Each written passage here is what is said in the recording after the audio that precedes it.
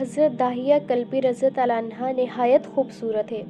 تفسیر نگار لکھتے ہیں کہ آپ کا حسن اس قدر تھا کہ عرب کی عورتیں دروازوں کے پیچھے کھڑے ہو کر یعنی چھپ کر حضرت داہیہ کلبی رضی اللہ عنہ کو دیکھا کرتی تھی، لیکن اس وقت آپ مسلمان نہیں ہوئے تھے۔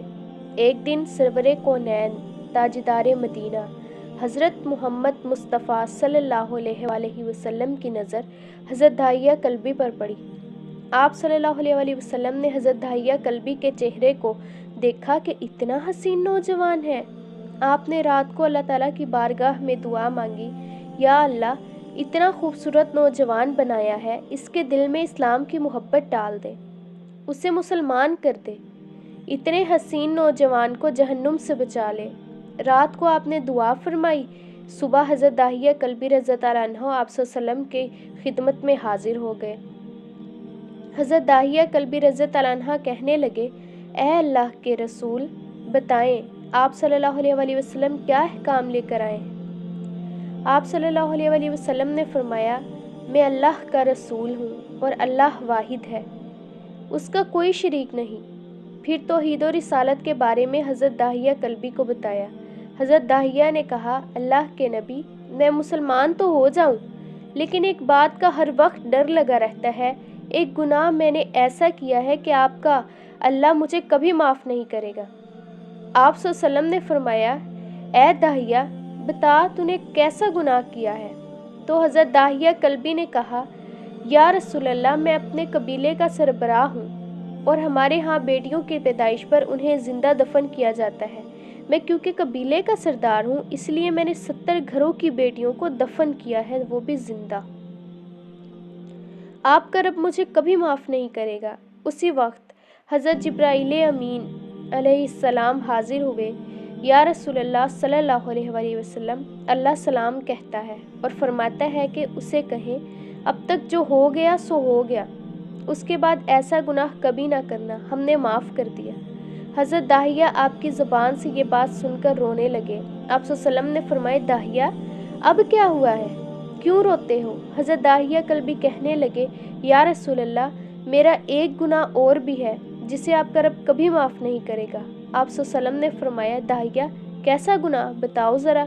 حضرت داہیہ کلب فرمانے لگے، یا رسول اللہ، میری بیوی حاملہ تھی اور مجھے کسی کام کی غرض سے دوسرے ملک جانا تھا۔ میں نے جاتے ہوئے بیوی کو کہا کہ اگر بیٹا ہوا تو اس کی پرورش کرنا، اگر بیٹی ہوئی تو اسے زندہ دفن کر دینا۔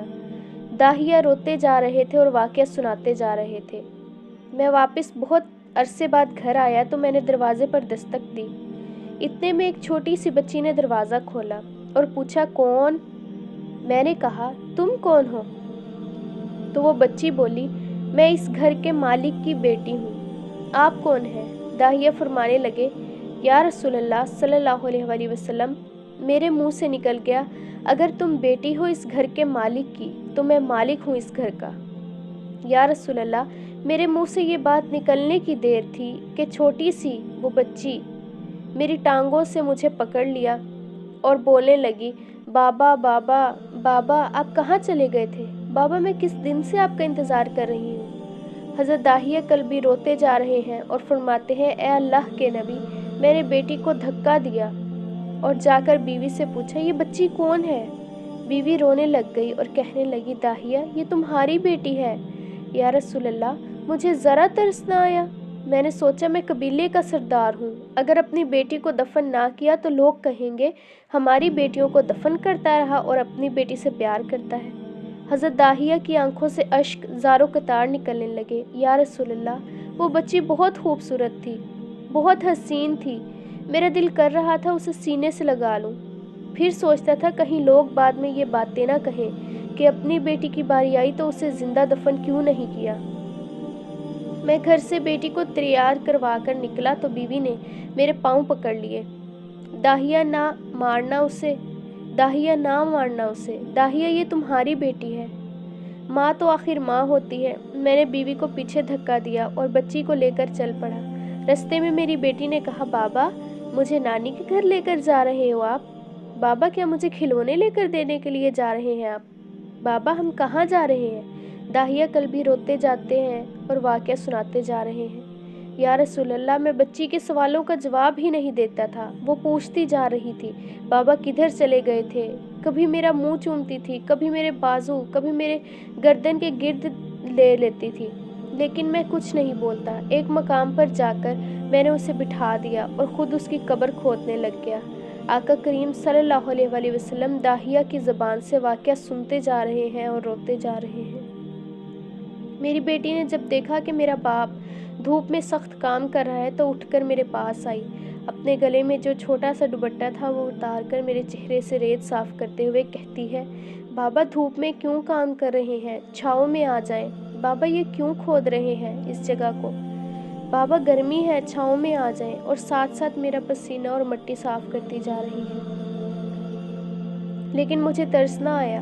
آخر جب قبر کھود لی تو میری بیٹی پاس آئی، میں نے دھکا دے دیا، وہ قبر میں گر گئی اور میں ریت ڈالنے لگ گیا۔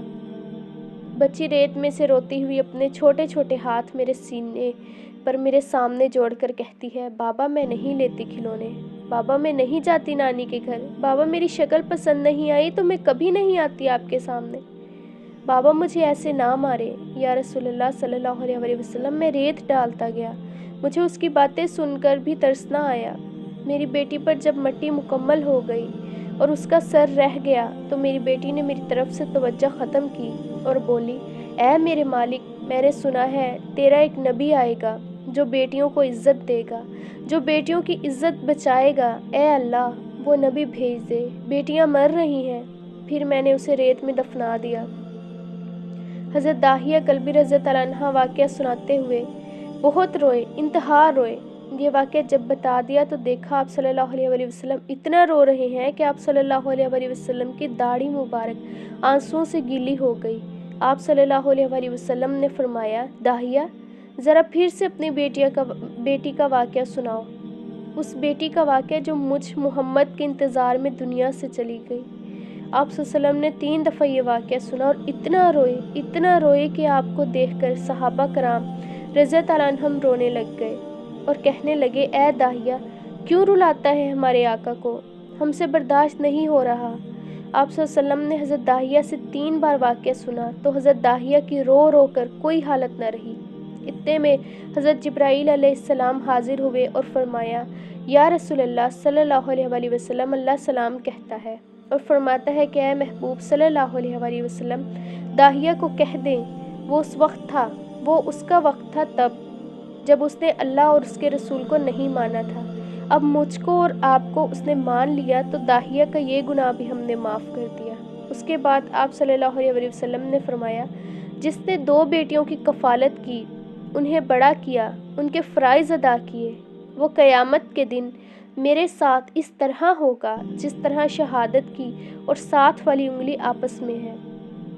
جس نے 2 بیٹیوں کی پرورش کی اس کی یہ اہمیت ہے تو جس نے 3 یا 4 یا 5 بیٹیوں کی پرورش کی اس کی کیا اہمیت ہوگی۔ بیٹیوں کی پیدائش پر گھبرایا نہ کریں، انہیں والدین پر بڑا مان ہوتا ہے اور یہ بیٹیاں اللہ کی خاص رحمت ہوتی ہیں۔ جزاک اللہ خیرہ۔